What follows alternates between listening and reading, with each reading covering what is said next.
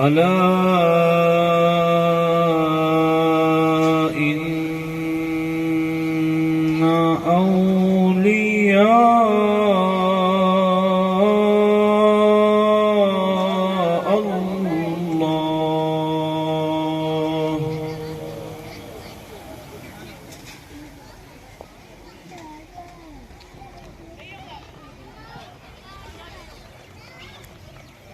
الله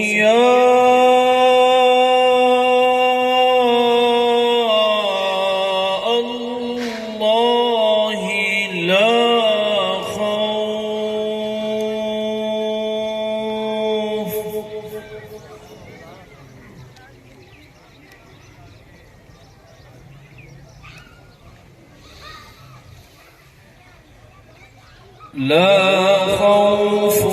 عليهم ولا هم يحزنون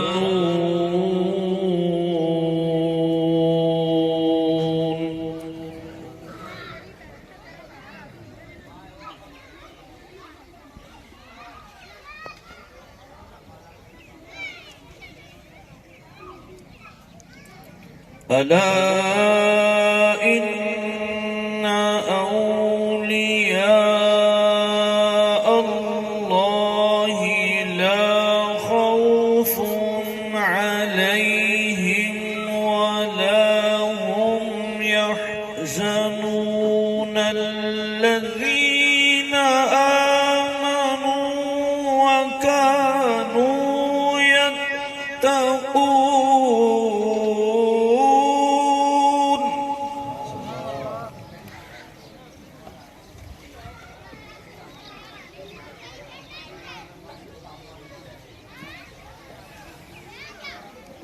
لهم البشرى في الحياة الدنيا وفي الآخرة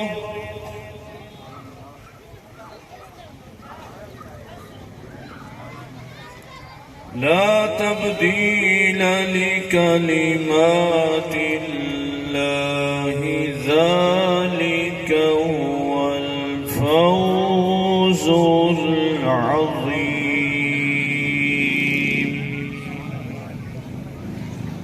صدق الله العظيم.